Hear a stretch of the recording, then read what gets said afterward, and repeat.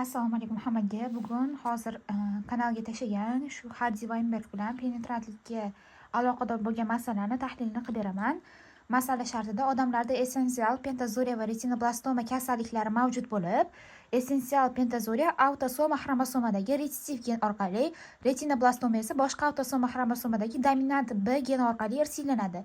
Yozib oldim mana retsissiv va dominant B yordamida ifodalanlar ekan. Va davomida aytganki, essensial pentazuriyaning penetrantligi 60%, retinoblastomaning penetrantligi esa 50% ga teng. Aholi o'zi 100 ming nafar bo'lgan populyatsiyada A genining uchrash chastotasi 60%, 80%, B genining uchrash chastotasi esa 20% deb berilgan. Demak, buni retsissivlari 20% ga 80% ga to'g'ri kelar ekan. Endi masalani qanday yechamiz? Masala agar masalan sizda imtihonda tushadigan bo'lsa, pennet katakchasini qilishingiz shart. Sababi har bitta masala uchun pennet so'raydi. Men hozir buni qisqa va tezroq javob chiqarishingiz uchun shu usulda ishlab ketganman. Aslida mana shu A, B genlar bo'yicha to'liq qilib yozasiz. Masalan, odatiydek yozardik-ku, mana shu A heterozigota qilib yozadigan bo'lsa, A ni masalan 0,8 ni 0,2 ga ko'paytiramiz, keyin buni 0,2 ni ko'paytiramiz 0,8 ga. Xullas 0,16 ni 0,16 ga ko'paytirib, mana shu gametani umumiy foizini yozib olasizlar. Lekin men tezroq ishlash usulini shu yordamda ifodalab ketganman. Aslida masalan so'rab qoladigan bo'lsa, menga tushib qolsa mabodo gametalarini xuddi shunaqa pennet katagiga chizib to'ldiraman, lekin ishlanish usulini shu usulda ishlab ketaman. Sababi bunaqa qilib har bittasini ko'paytirib chiqargan bo'lsak, juda ham ko'p vaqtimiz ketib qoladi. Agar juda ulgurmay qoladigan bo'lsanglar va yechimni tezroq chiqarishinglar uchun shu usuldan ketishinglarni tavsiya bergan bo'lardim. Endi Hardi Weinberg bo'yicha odatdagidek chashtirib olamiz va chiqqan organizmlarni chastotasi yordamida topib olamiz. Demak, dominant A'niki bizda 80% edi, 0,8 kvadrati 0,64. Retsissivlarimizga 0,8 0,2 ko'paytirib 0,16, undan ikkita uchraydi. Shu populyatsiyada 0,32 ga to'g'ri kelar ekan. Endi retsissiv A'larni ko'radigan bo'lsam, 20%, ya'ni 0,2 urishga teng, 0,2 ni kvadrati 0,04 ga to'g'ri keladi. Endi B geni bo'yicha ham xuddi shunaqa qilib chashtirdim va kvadratlariga ko'paytirib topib oldim. Endi bizda masala shartida penetrantlik foizlari ham berilgan. Ya'ni bu degani A geni, mana shu retsessiv A geni 60% orqali retsessiv belgini, qolgan 40% orqali esa dominant belgini ifodalaydi. Ya'ni bu kichkina A holatda turgan bo'lsa ham, lekin 40% orqali dominant holatini ifodalashi ham mumkin. Endi shuni penetrantligini hisoblab olamiz.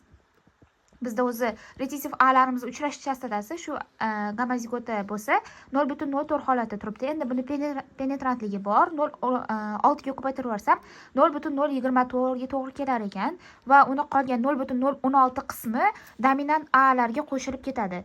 60% retsessiv A bo'lsa, 40% penetrantlik hisobiga dominant A'larga qo'shilib ketadi. Demak, 0,64, 0,32 va 0,016 ni qo'shib olsam 0,976 ga to'g'ri keladi. Ko'rayotgan bo'lsanglar, endi bu masalada sonlar normalniy tushganda, bemalol masalan kvadratga oshirish ham va bir-biriga qo'shib hisoblab chiqish ham muammo bo'lmaydi, tezroq bitirib olasizlar. Endi B geni bo'yicha ham xuddi shunaqa. Bda faqat teskarisi, dominant B'imizda penetrantligi bor. Endi dominantlarimiz umumiy qo'shib oldim 0,36, shuni 50% dominantni ifodalar ekan. Bu gamozigotam, heterozigotam ahamiyati yo'q, lekin shu ikkalasi ham 50% ni ifodalar. O'shaning uchun birdaniga qo'shib oldim. 0,36 ni 50%, 0,18 i dominant B holatda, qolgan 50%, ya'ni 0,18 retsessiv B holatini ifodalar ekan. Ya'ni bu dominant turgan bo'lsa ham, lekin kichkina B ni ifodalashi mumkin. Endi o'zi bizdagi chastota yordamida topib olganimiz 0,64 edi. Unga o'sha penetrantlik hisobiga kelganini qo'shsak 0,82 ga to'g'ri kelar ekan bu retsessiv B'larimiz. Masala shartini A qismida har ikki kasallik bo'yicha sog'lom odamlar sonini toping debdi. Demak, A geni bo'yicha kasal sog'imiz bizda dominant holda bo'ladi, B geni bo'yicha sog'imiz esa retsessiv holatda bo'ladi. Mana yozib oldim. Endi A geni uchrash chastotasi bizda umumiy olganda mana shu penetrantliklar bilan 0,976 ga to'g'ri kelar ekan va retsessiv B geni uchrash chastotasini topib oldim 0,82. Endi shu sonni ko'paytirib 100 mingga ko'paytirsanglar 80,32 kelib chiqar ekan. Bilmadim qolganlar qanaqa usulda ishlaydi. Men uchun bu sonlarni qo'shib chiqish nisbatan tezroq va osonroq vaqtdan yutishimga yordam beradi va oxirida bitta dona shu katta sonlarni, bu ham juda katta emas, endi eplasa bo'ladi. Qo'shib ko'paytirib oxirida topib qo'ysanglar bo'ldi. Endi B shartida biz ikki kasallikka chalingan odamlar sonini toping. Har ikkala kasallik bo'yicha degan retsidiv A va dominant B holatda bo'lishi kerak ekan. Demak, retsidiv A'larimiz 0,024. Keyin uni ko'paytirdim. Dominant B'larni umumiy